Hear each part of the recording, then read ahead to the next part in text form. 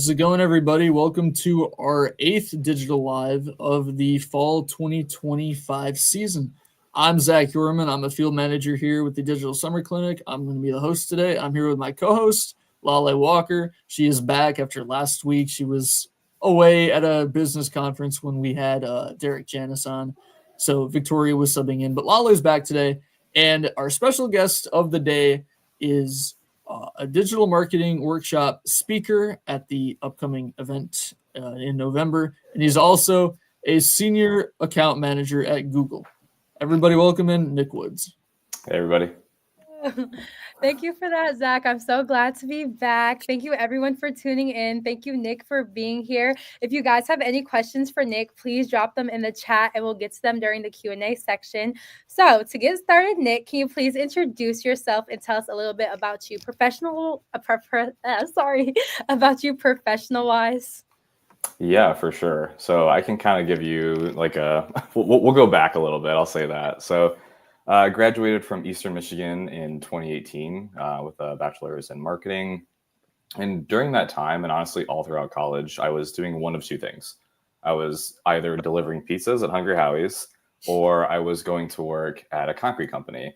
Sometimes doing like some of the actual like physical work on the weekends, but then like Monday through Friday, managing the office. So booking the trucks, doing a lot of their advertising, their marketing, just a lot of like admin work. And during that process, the owner actually gave me budget to run some Google Ads accounts. That way we could just kind of get everybody that was local to the business to come in and then, kind of like spread the message of CLI, which is the name of the company. So we ended up doing that. And honestly, like the campaigns weren't great. I ended up wasting probably about $100-$200 on that. But I learned a lot. And honestly, it was so much fun because I was always on YouTube. I was looking at different strategies and just different things to try. And then I was going through choosing my classes for one of the different semesters at Eastern. And I noticed that there was a class that was specifically dedicated to Google Ads. And the founder of the clinic, Bud Gibson, he was the professor for that class. So I took it. It was honestly a great experience. I learned a ton. You work with a nonprofit within that class. So that alone was like a great little resume builder because I utilized all of my previous connections, that being my aunt who got me the job. And so I was like, hey, I'm a commuter. I don't really, know anybody. So I need to find some other opportunities within the university. And then Bud let me know that he's running this digital summer clinic, different name at the time. And I would be working for a few months during the summer. I would get paired with a local startup in the Ann Arbor area. And again, just like a great addition to the resume, and then also just a great experience for me, myself. I ended up joining that. I was paired with a biotech company called Genomenon, which is a biotech startup. It's like a search engine for scholarly articles based on different genetic diseases. And it was very confusing. I had no idea what I was doing for a while there.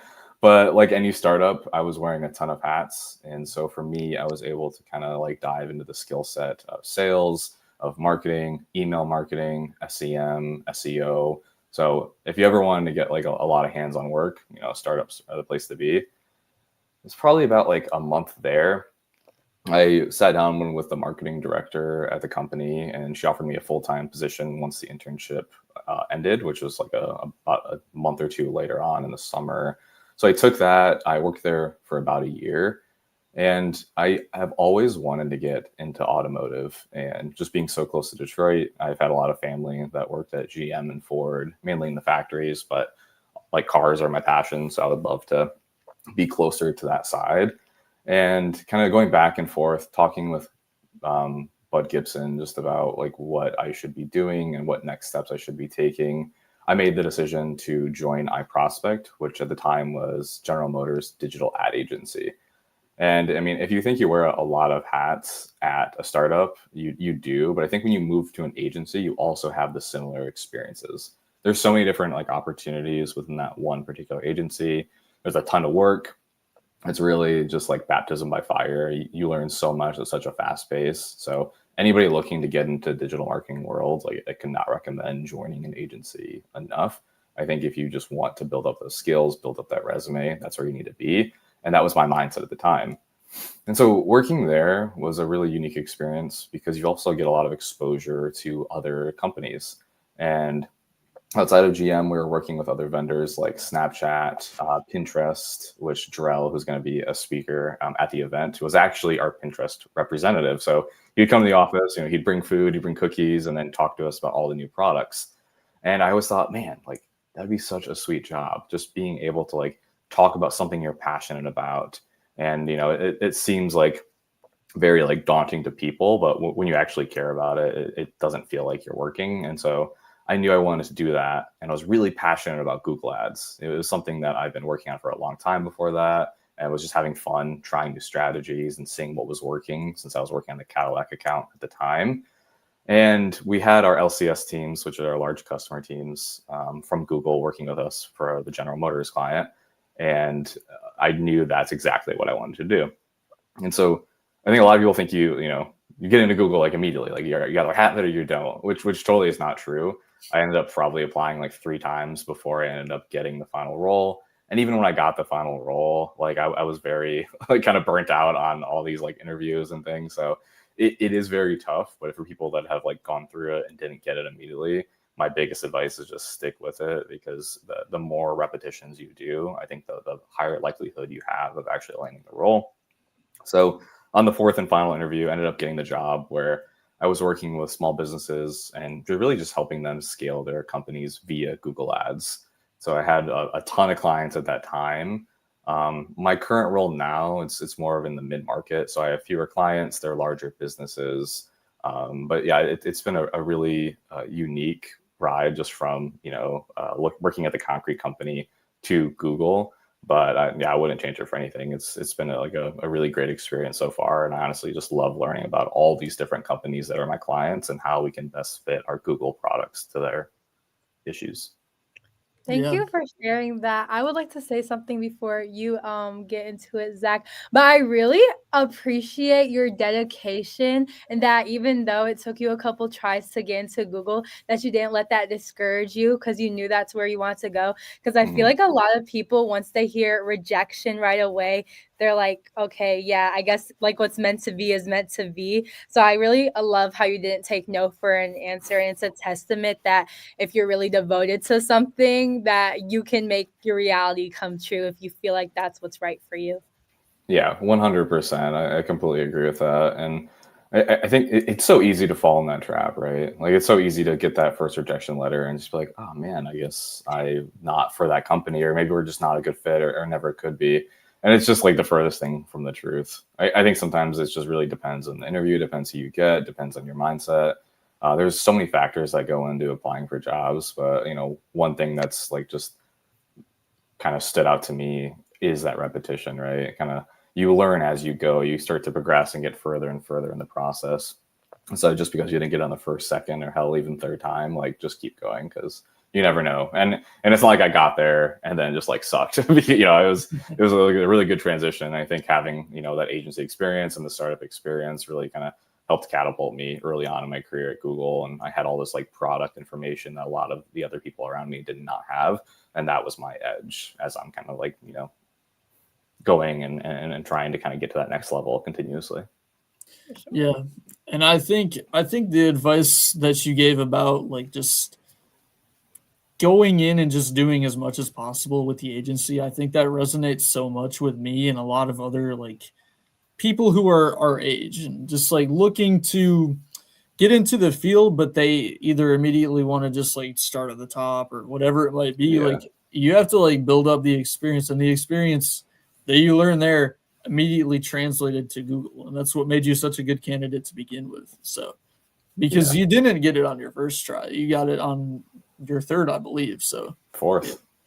Yeah. So it put in the reps.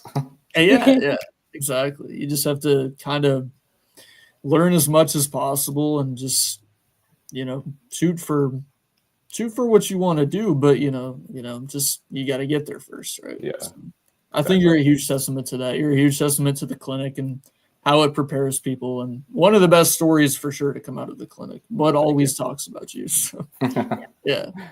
Let's jump into the questions. So you already kind of touched on this, but what are you currently working on with Google? Yeah. So like I mentioned, more so in the mid-market right now. So we just had different levels of support at Google, and like kind of who helps those people. So we're account managers. So I'll have like a smaller book of business, but they're like a higher tiered client based on a ton of different things that I actually have no idea, because we don't figure out like how they fall into our book of business.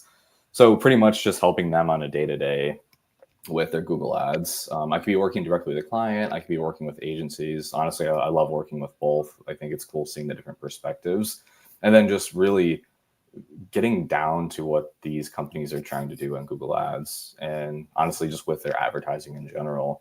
And then my job is to take that and then pair it to like some of our Google products to see, okay, how can we scale? How can we scale these accounts to where you're hitting your goals and continuously growing with Google? Yeah, it's a great answer. Lovely. Okay. And then our next question is, because AI is such a hot topic and you even moderated one of the panels this past summer about AI, how do you think it's changed, and how do you think it'll help change marketing for businesses? Yeah, it's a really good question, and my answer, a few months ago could have been completely different than it is now, and so I think it just goes to show that how AI is rapidly advancing and getting a lot smarter and better. Obviously, a huge fan of Gemini, and so I think everybody should be using Gemini. It's a great product, and it's just cool how like interconnected it is. But like if we're looking at more of a lens on marketing, I would say, and it kind of goes along the theme of like knowing your audience, with the workshop, is just the hyper personalization that AI offers. Back in the day, you would just shoot your message out to a pretty broad audience and just see who it resonated with. And then now you're working, at levels and levels, trying to really nail down who your key consumers are. But now, I mean, that's just simple AI prompts that you could put into Gemini and tell them what vertical you're in, what's the niche of your business, give them as many details as possible within that prompt and be as specific as possible. I think from there, you can really nail down, 5 to 10 different personas is what we call it, just like a specific set of your audience, and then tailor that messaging to them. That's something that would have taken like months and months beforehand that you can do in literally like under an hour. I think that's where the true power that we're seeing a lot of these businesses utilizing AI is coming from. And then second, I would say just really trying to save as much time as possible. I would think and honestly write down all of like the lists of these mundane tasks that you have to do and see which ones that you can optimize utilizing AI. Because the more time you can cut down there, the more time you can spend with your customers, the more time you can spend figuring out your product niche and how to develop that and get it out to your consumers. So I think there's a lot to be said of really just nailing down your key audience first and foremost with AI, and then just those mundane tasks that are going to save you time that then you can reinvest into the business. Yeah, 100%. And I agree, especially on the like key audience thing, because when I was working with my startup over the summer with Matt as my co-intern, basically we kind of knew what the product was, since it was such like it was a software as a service product. So it was always a little bit over our heads because it was always sciencey. So we used AI, ChatGPT, and Gemini to kind of zone in on our audience, and within our audience there were 3 key demographics, and we crafted LinkedIn posts to like match each of what they were and what they were looking for. And we talked about this with Derek too, but we basically with AI, it's important to like, it's important to use it to like generate text or whatever, generate a message for your audience, but then you have to add the human touch on it. For sure. So it's never just like shove it to AI and then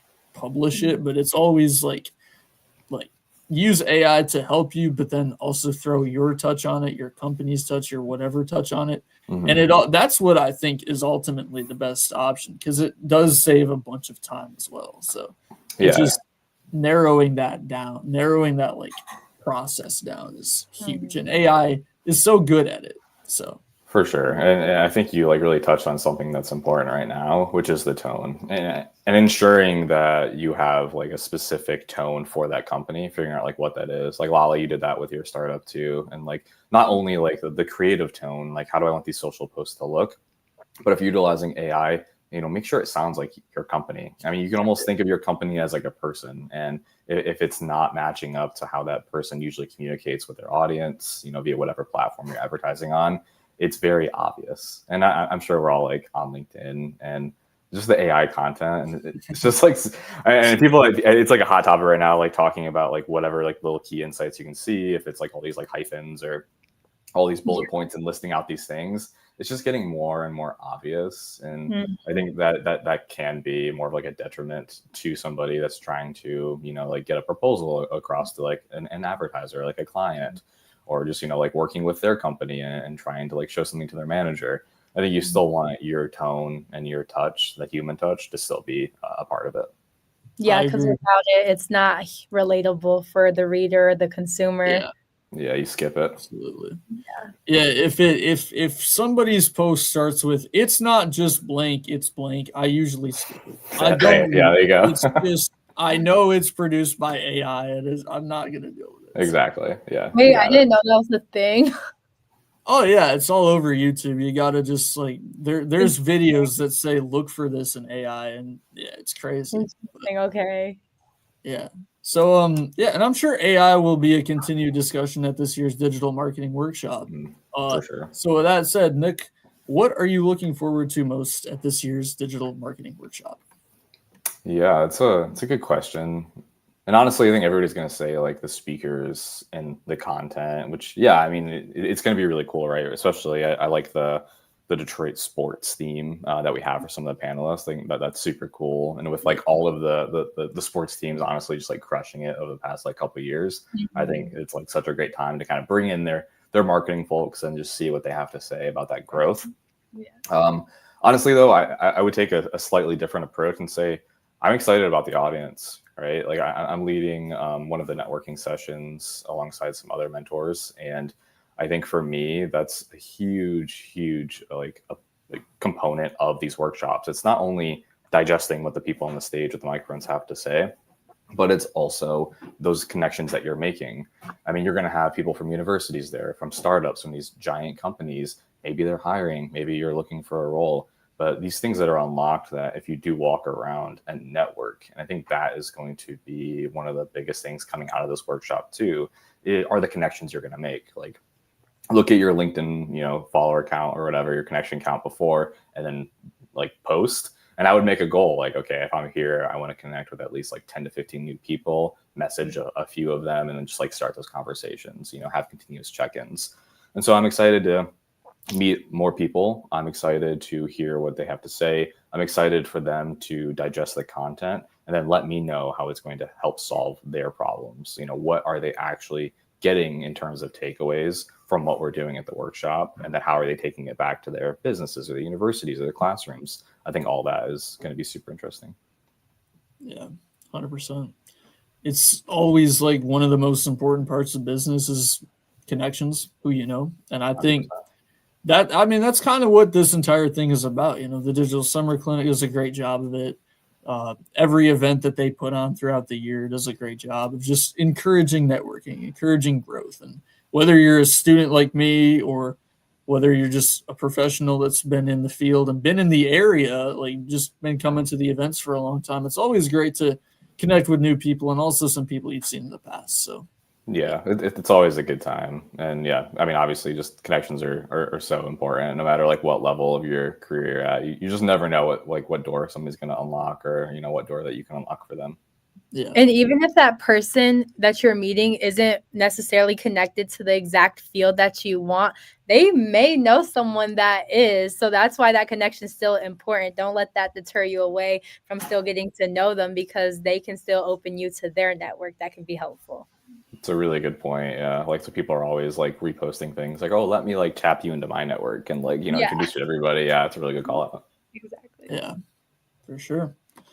All right. So that concludes the questions portion. We're going to move into the Q&A section.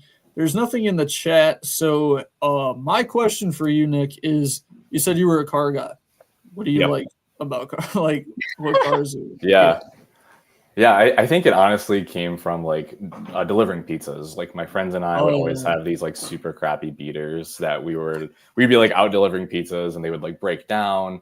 And then the rest of that night we would back when like Walmart was 24 hours, we used to try to go get like tools from Walmart and then we go grab Taco Bell and then it's already like 1 a.m. So we just got off our like pizza delivery shift and then we just go in the garage, hang out, like listen to music and then work on our cars. Yeah. And so I always thought that was like so fun. And then obviously like all of the movies, Fast and Furious, we loved the first one and then Tokyo Drift.